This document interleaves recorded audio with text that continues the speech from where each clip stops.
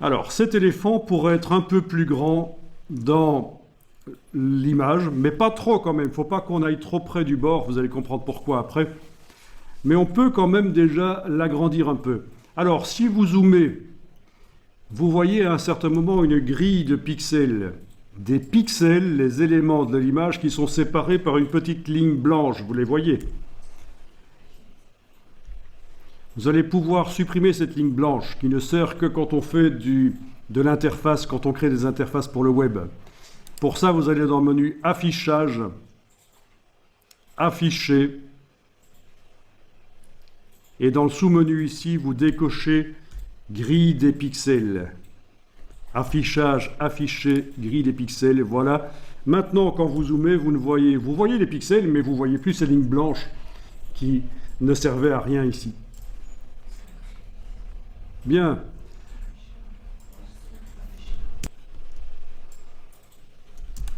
Voilà. Est-ce que votre éléphant a l'air correct?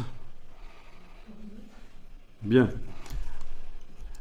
Alors, je vous fais, pour commencer, la version simple. Ce qu'on a fait là n'est pas l'idéal d'un point de vue travail dans Photoshop, parce qu'on a fait du destructif. En général, on dit que dans Photoshop, il faut faire du non-destructif. C'est-à-dire que s'il y avait des choses que j'avais oublié de faire apparaître sur l'éléphant, eh bien, elles n'ont pas été transférées. Il n'y avait vraiment que ce que j'ai sélectionné qui a été transféré ici. Bon, ça c'est petite parenthèse, mais après, vous verrez, on peut faire différemment. Alors, on dit souvent que dans Photoshop, il ne faut pas multiplier les pixels, il ne faut pas agrandir, sinon ça devient flou et c'est mauvais. Ben, on va tester, on va tester, on va comparer. On va modifier un peu la dimension de cet éléphant dans sa fenêtre ici. Vous allez dans le menu, d'abord, allons voir dans la palette des calques. Menu Fenêtre Calque, qu'est-ce qu'on a obtenu? On a obtenu un éléphant entouré de transparence sur un calque. C'est ce qu'on a obtenu quand on a déplacé l'éléphant de son autre image. Voilà. On est en train de travailler sur ce calque. Donc les calques, ce sont des niveaux de construction. On est en train de travailler sur ce calque-là. Menu Fenêtre Calque, c'est là que vous avez la palette des calques. On est d'accord? Bon, maintenant qu'on est certain de travailler sur ce calque-là, on va aller dans le menu Édition, Transformation manuelle. Alors, ça peut être intéressant pour tout le monde. Toi, tu n'avais pas le calque qui apparaissait parce que quand tu as fait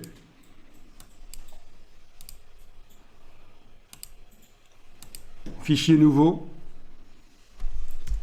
plan de travail était coché. Il vaut mieux pas qu'il soit coché. Voilà. Donc dans ce cas-là, il vaut mieux recommencer une nouvelle image de 2000 pixels sur 2100, le plan de travail, et puis redéplacer l'éléphant, et voilà. Alors, on en était à dire, oui, édition, transformation manuelle, donc CTRL-T sur le PC, commande T sur le Mac. On prend une poignée du coin, puisqu'il y a des poignées qui sont apparues, enfin des poignées, c'est les petits carrés, là on appelle ça des poignées. Voilà, et sans enfoncer aucune touche, contrairement aux anciennes versions de Photoshop où il fallait enfoncer la touche majuscule pour que ça reste proportionné. Ici c'est l'inverse, sans enfoncer aucune touche, vous bougez et vous agrandissez. Ne le mettez pas trop près du bord de l'image quand même. Ceci dit, c'est pas très grave si vous... Voilà, mettez-le comme ça, c'est bon. Voilà. Alors, je vous ai pas dit de combien il fallait l'agrandir. Ici, je l'ai agrandi de ça, mais ça n'a aucune importance de combien vous l'agrandissez. Vous validez avec le petit V au-dessus de l'écran.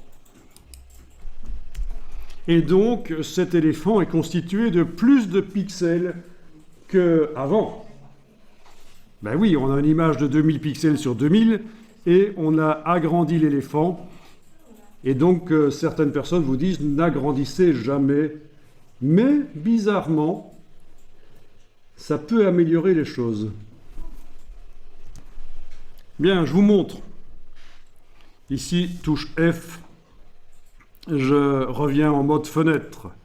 Vous n'êtes pas obligé de le faire, ceci, je vous montre juste. Ici, je vais enfoncer Shift Tab. Je vous montre sur mon clavier. C'est un raccourci très intéressant à connaître dans les logiciels Adobe. Donc en enfonçant la touche Shift et en la gardant enfoncée, je vais enfoncer brièvement la touche Tab. Donc je vais le faire ici. Shift Tab, ça enlève les palettes qui sont à droite. Shift Tab, ça les fait revenir.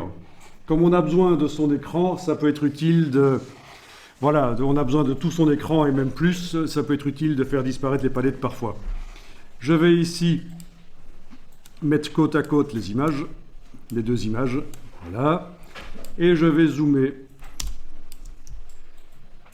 OK. Affichage. Afficher, je décoche grille des pixels. Ceci, vous n'êtes pas obligé de le faire. C'est juste pour vous montrer que le fait d'avoir multiplié les pixels dans l'image de droite n'a pas enlevé de la qualité. Au contraire, vous voyez, ça a lissé, ça a recréé des pixels qui n'existaient pas. Si vous comparez l'œil de l'éléphant à gauche dans l'image originale et l'œil de l'éléphant à droite, on ne peut pas dire que c'est pire à droite. D'accord? Donc, ce n'est pas nécessairement mauvais de multiplier les pixels. Ça, c'est à gauche, avant, et ça, c'est après. Voilà. Donc, ceci étant dit, voilà, je remets les images comme il faut, celle-là et celle-là. OK, touche F, je reviens plein écran. Vous en êtes à ce stade-là, donc. Hein. Alors voilà, on va créer les ombres. C'est-à-dire que cet éléphant, on a l'impression qu'il flotte un peu en l'air. On n'a pas l'impression qu'il est dans un décor blanc en train d'être posé sur le sol. Vous voyez, un décor blanc comme vous pouvez avoir dans les publicités. Alors, vous allez dans la palette des calques, menu fenêtre calque. Vous allez créer un nouveau calque vide en cliquant sur le signe, sur l'icône qui est juste à gauche de la corbeille dans le bas de la palette des calques. Voilà. Vous avez un calque vide. Vous travaillez sur ce calque vide. Vous allez prendre le pinceau. Vous allez déterminer une taille de pinceau assez grande, ce genre-là, et il faut qu'il soit un peu flou comme ça. Voilà. Donc au niveau de la dureté, je suis à peu près à 25-30%, peu importe. Mais vous vous souvenez comment on fait? CTRL-ALT. On enfonce CTRL-ALT, bouton gauche du Mac, bouton droit du PC, et on bouge de gauche à droite pour le diamètre et de haut en bas pour le flou. Voilà. Donc, n'oubliez pas qu'il faut du flou. Si vous avez une brosse nette, ça ne va pas. Voilà, vous allez dire que vous dessinez en noir. Donc, il faut que la case noire soit à l'avant-plan.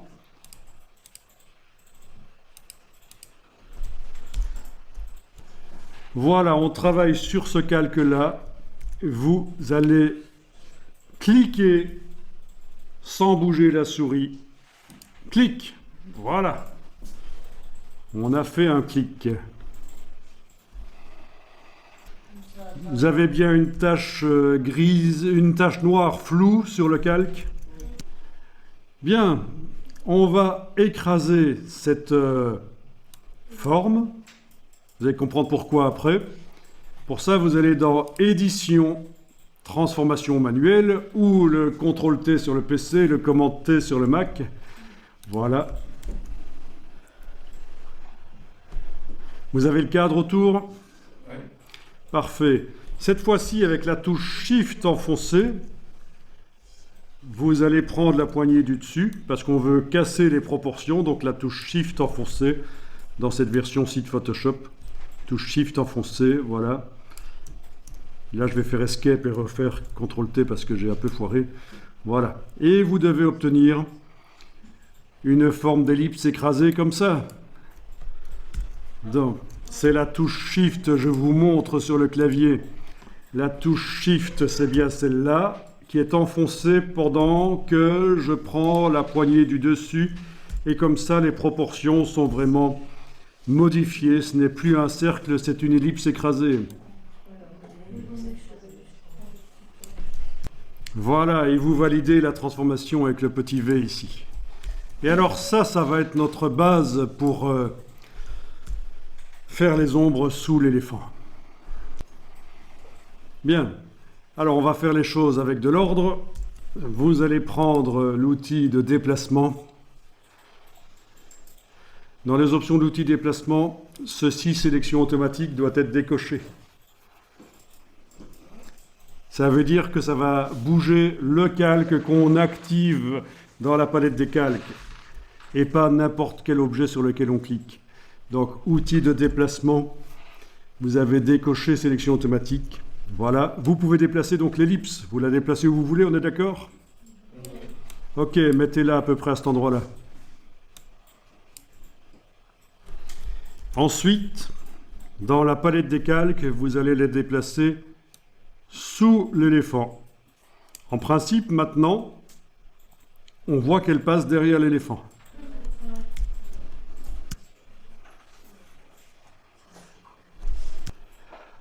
Voilà, et vous allez faire une copie du calque en déplaçant. Donc on va les puiser à cet endroit-là. Vous allez utiliser l'outil de déplacement. Et avec la touche Alt enfoncée, vous voyez que le pointeur change d'aspect, vous gardez la touche Alt enfoncée, vous déplacez ça. Et vous pouvez le déplacer sous l'éléphant, sous les pattes. Vous avez déplacé, en fait, vous avez fait une copie. Si vous regardez dans la palette des calques, vous avez fait une copie du calque, un duplicata. Bien. Cette forme, vous allez pouvoir la transformer. Commande T sur le Mac, CTRL T sur le PC. Avec la touche Shift enfoncée, vous déterminez la dimension. Alors, on a des lignes roses qui apparaissent, vous les avez aussi? Bon, ça, c'est ce qu'on appelle les repères commentés. Ça nous empêche de faire exactement ce qu'on veut. Ça cale. Vous sentez que ça cale à certains moments. On va les désenclencher. Menu Affichage. Afficher. Vous désenclenchez repères commentés. C'est utile pour aligner des éléments entre eux, mais ici, on veut être libre de positionner les choses comme on veut. Menu Affichage, Afficher, on décoche repères commentés. Voilà, donc avec la touche Shift enfoncée, vous arrivez à donner la proportion que vous voulez, d'accord?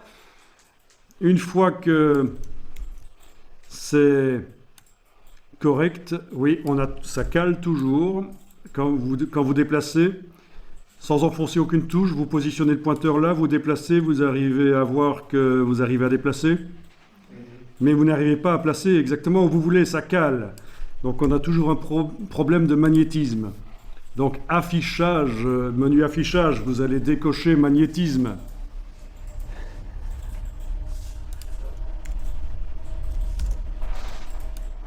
Parfait, on arrive à placer comme on veut maintenant. Vous devriez sentir que le déplacement est vraiment comme on veut. Vous le placez sous la patte, voilà. À la bonne dimension, je vous rappelle touche Shift, voilà. Placez. C'est vous qui voyez comment vous faites les choses. Ça demande un peu de réflexion sur la manière dont les ombres se feraient réellement dans la vraie vie, éventuellement.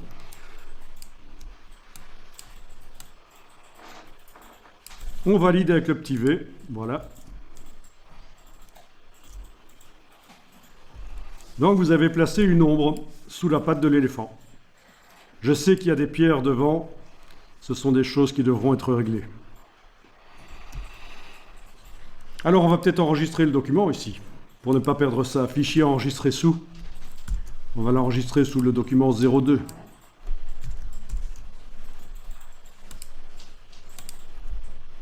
Donc pour répondre à ta question, c'est et si on faisait les options de fusion dans Photoshop, est-ce que ça marcherait pour faire les ombres sous l'éléphant? Donc ce que tu proposes, c'est ceci en fait. Ne le faites pas bien sûr. Ceci, ce genre de choses là.